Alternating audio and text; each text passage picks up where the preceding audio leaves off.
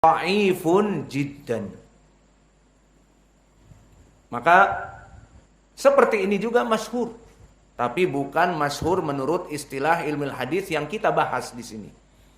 Contoh yang lain juga banyak. Ucapan orang-orang ikhwanil muslimin yang mana mereka mengumpulkan kelompok-kelompok kaum muslimin dari sufi, syi'i, jihadi dan yang lainnya, yang penting mereka bergabung mendirikan daulah Islamiyah, bergabung di partai politik ikhwanil muslimin yang di Indonesia namanya berbagai macam ragam, intinya mendirikan daulah Islamiyah. Maka di saat mereka menggabungkan orang-orang di atas bendera mereka, seperti ucapan Al-Hasan Al-Banna, Laban Al-Hasan mengatakan ijtama'na bimattafaqna wa na'tadir ba'duna ba'dan bimakhtalafna, bahwa ikhwanil muslimin motonya adalah, kata Hasan Al-Banna, kita berkumpul untuk mencapai kesepakatan apa? Mendirikan daulah Islamiyah. Sehingga mereka mempunyai partai, di partai itu ada Syiah terserah, ada Sufi terserah, ada jihadi, ISIS terserah. ISIS pemikiran tentunya, karena orang-orang ISIS sibuknya di lapangan, bukan di parlemen. Dan begitu pun kelompok dari dai-dai melempem seperti Sururiyah dan sebagainya bergabung dengan mereka. Maka kelompok ikhwanil muslimin yang penting muslim. Itu pertama, ijtama'na bimattafaqna. Kaidah moto yang kedua, wa na'tadir ba'duna ba'dan bimakhtalafna. Dan kita memberikan udzur kepada agama-agama yang ada, firqah-firqah yang ada, hizb-hizb yang ada, untuk tujuan mendirikan daulah Islamiyah. Maka orang ikhwanil muslimin sangat marah jika di antara mereka ada khilaf, terutama khilaf yang tidak mereka inginkan, seperti khilaf masalah akidah, khilaf masalah fikih. Maka mereka akan menafikan itu semua, karena apa? Mengganggu stabilitas persatuan ikhwanil muslimin. Gara-gara mengatakan Allah ada di langit, ribut. Di sana kelompok tidak setuju, pengennya Allah di mana-mana. Di sana ada yang Allah itu di atas langit. Wah, ini Wahabi, ini bikin perpecahan, biar dia keluar. Mengganggu stabilitas keamanan persatuan. Maka mereka menginginkan persatuan untuk tujuan mendirikan daulah Islamiyah. Akhirnya di saat dihadapkan kepada hadis perpecahan umat, hadis yang datang dari berbagai jalan, dari Anas, dari Abi Umamah, dari Abdullah bin Amr bin Al-As, yang ma'ruf, sataftariku ummati ila 73 firqah kulluha finnar illa wahidah. Setiap kaum muslimin akan terpecah menjadi 73 golongan, semuanya di api neraka kecuali satu. Di saat ditanya siapa yang satu ya Rasulullah, di hadis Abdullah bin Amr bin Al-As dikatakan, ma'ana alaihi wa ashabi, apa-apa yang ada padaku dan para sahabatku. Maknanya mengikuti manhaj salaf. Dan di riwayat Abi Umamah, as-sawadul a'dham, jumlah yang besar, para sahabat, tabi'in, itba'ut tabi'in dan nabi. Dan di riwayat Anas, hum al-jamaah, mereka ahlu sunnah wal jamaah. Ini semuanya lafaz-lafaz seperti ini sahih li ghairi, disahihkan oleh ulama di zaman Doeloe dan juga di era now, seperti Syekh kami Muqbil dan Al-Albani dan yang lainnya.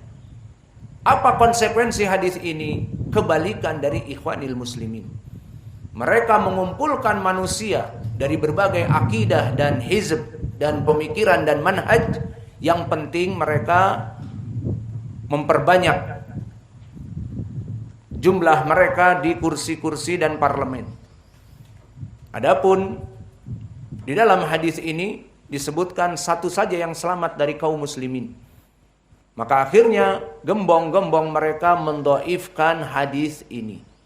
Seperti yang terang-terangan Yusuf Al-Qardawi dan juga Muhammad Al-Ghazali di zaman now, bukan Muhammad Al-Ghazali penulis kitab Ihya Ulumuddin yang sudah meninggal di 700-an. Bukan Hijriyah. Tetapi Muhammad Al-Ghazali dari kelompok Ikhwanil Muslimin. Maka mereka terang-terangan mendhaifkan hadis ini. Apakah mereka mendhaifkan hadis ini karena ilmu hadis? La hasya wa kalla. Never ever. Mereka mendhaifkan hadis ini karena hawa nafsu mereka. Bukan ilmu hadis, dan mereka tidak mempunyai ilmu hadis. Yusuf Al-Qardawi, Muhammad Al-Ghazali, keduanya tidak mempunyai ilmu hadis. Terang-terangan kita katakan. Lalu mendhaifkan dari segi apa? Dari segi hawa nafsunya, karena menyelisihi kaidah Ikhwanil Muslimin dari yang disebutkan oleh Hasan Al-Banna. Kita harus memberikan udzur kepada semua kaum muslimin. Jangan ada perselisihan. Makanya dinamakan Ikhwanul Muslimin, persaudaraan Islam. Namun persaudaraan di atas apa yang mereka inginkan. Persaudaraan di atas selain Islam ataupun di dalam Islam. Kata mereka di dalam Islam, Ikhwanil Muslimin. Taib, di dalam Islam telah terjadi firaq ad-dhalah, terpecah menjadi 73 golongan. Nah, itu hadisnya dhaif. Akhirnya mereka setelah mendhaifkan hadis ini, tidak cukup juga mereka menyebutkan hadis yang batil, yang tidak ada asalnya. Dan ini pembicaraan kita, kenapa kok masuk kepada perkara ini. Contoh hadis yang masyhur dari alsinah, dari lisan juga adalah ikhtilafu ummati rahmah. Sering dengar antum seperti itu. Maka hadis ini dari hadis masyhur juga. Ikhtilafu ummati rahmah. Maka kami dengar dari Syekh kami Muqbil bahwa hadis ini tidak ada asalnya. Dan hadis ini yang sering dikumandangkan untuk membela perpecahan umat yang ada itu adalah rahmah. Bukannya kita mentahdzir mereka. Maka yang diinginkan di dalam hadis yang batil tidak ada sanadnya ini adalah contohnya hadis yang masyhur indal alsinah, karena tidak ada sanadnya. Maka bayangkan mereka orang-orang Ikhwanil Muslimin meninggalkan hadis perpecahan umat yang sahih, yang Nabi mengatakan yang selamat adalah kelompok salaf ma'ana alaihi wa ashabi, dirubah maknanya oleh mereka. Tidak, justru yang masuk surga itu semuanya, bahkan 72. Yang satu masuk api neraka. Siapa? Wahabi. Maka itulah keadaan yang ada di lapangan. Mereka mendhaifkan hadis ini dan mengambil hadis ikhtilafu ummati rahmah. Ikhtilaf, perbedaan akidah, manhaj, fikih yang ada pada umatku itu adalah rahmah. Maka hadis ini kita katakan batil karena menyelisih hadis ikhtilaf al-ummah. Dicela oleh Nabi, semuanya di api neraka. Mereka menyebut ikhtilaf umatku rahmah. Maka inilah dari contoh pembagian hadis yang mutawatir, hadis yang masyhur, yang menurut istilah dan yang menurut selain dari istilah ataupun inda al-sinah, masyhur dari lisan. Maka contoh tadi an-nadhafatu minal iman, dan juga hadis ikhtilafu ummati rahmah, dan juga hadis utlubul ilma walau bisin, lafaz-lafaz yang masyhur. Dan dalam keadaan semuanya tidak bisa dijadikan dalil. Dan di sana pun ada pembagian lain, masyhur inda ahlil fan. Ada beberapa hadis yang dia itu masyhur dari cabang-cabang ilmu. Contohnya, telah masyhur hadis di kalangan al-muhaddisin dan orang-orang awam dan kaum muslimin kebanyakan. Hadis ini masyhur. Apa itu? Al-muslimu man salimal muslimuna min lisanihi wa yadihi. Maknanya, seorang muslim itu yang hakiki, yang mana dia selamat kaum muslimin dari tangannya dan dari mulutnya. Maknanya seorang muslim hakiki, dia adalah muslim yang tidak mendolimi saudaranya dengan tangan dan ucapannya. Hadis ini masyhur. Jika kita rujuk kepada sanad mahaluh indakum, hadis mahaluh, al-muslimun man salimal muslimuna min lisanihi wa yadihi, mahaluh sahih, datang dari berbagai sahabat, datang dari Abdullah bin Amr bin al-As, muttafaqun alaih, dan yang lainnya. Ini contoh masyhur inda ahlil fan. Maka disebutkan oleh para ulama, ini masyhur di kalangan orang awam. Dan derajatnya sahih, muttafaqun alaih. Dan ada hadis yang masyhur di kalangan khusus ahlil hadis. Hanya orang-orang ahlul hadis saja yang menggunakan hadis ini ataupun menyebarkan ataupun mempopulerkan hadis ini. Seperti contohnya bahwa Nabi Muhammad sallallahu alaihi wasallam qanata syahran ba'da ruku' yad'u ala ri'lin wa dhaqwan.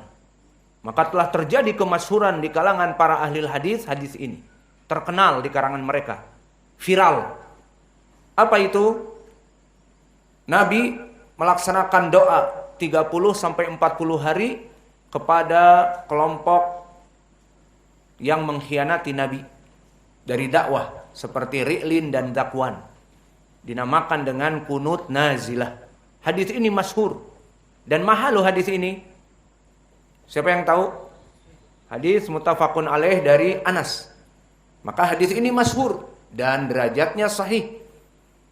Dan juga contoh yang lain agar lebih jelas lagi, masyhur di kalangan al-fuqaha. Ada beberapa hadis yang masyhur, viral di kalangan ahlul fikih. Apa itu diantaranya? Hadis innamal a'malu binniyat. Iya apa tidak? Masyhur inda al-fuqaha. Dan hadis yang kedua, la darara wa la dirar. Ini sering diulang-ulang di kutubul fikih karena menjadi kaidah. Maka ini dikatakan hadis yang masyhur juga. Masyhur tapi di kalangan siapa? Para fuqaha. Maka la darara wa la dirar maknanya adalah tidak boleh mendolimi diri sendiri dan mendolimi orang lain. La darara wa la dirara. Ini masyhur inda al-sinah. Hei, ta'aluna. Uktub. Anal an dakartul amsilah katabtum. Katabta ya Hudzaifah. Katabta ya Muhammad. Katabta ya Abdurrahman. Al-amsilah. Maka hadis yang masyhur di kalangan al-fuqaha seperti kami sebutkan, innamal a'malu binniyat. Semua pendalilan kembali ke situ. Pendalilan puasa harus dengan niat, innamal a'malu binniyat.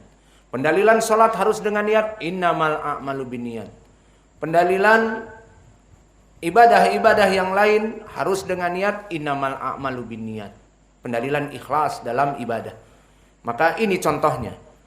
Dan contoh yang lain juga masyhur di kalangan ilmi ahlil usul. Maka di ilmi usulul fikih ada juga hadis yang masyhur. Yang mana hadis ini rufi'a an ummati al-khata' wa nisyan wa mastaqrahu alaih. Di mana Allah mengangkat pena atas 3 perkara. Al-khata' tidak mengetahui hukum, an-nisyan orang yang lupa, wa mastaqrahu alaih dan apa-apa yang dimakruhkan. Maknanya dia dipaksa. Seperti ada seorang muslim dipaksa. Kamu berbuka sekarang. Kalau kamu tidak berbuka, kami akan membunuh kamu. Maka akhirnya dia berbuka. Dia tidak ingin berbuka. Maka di sini hukumnya tidak ditulis.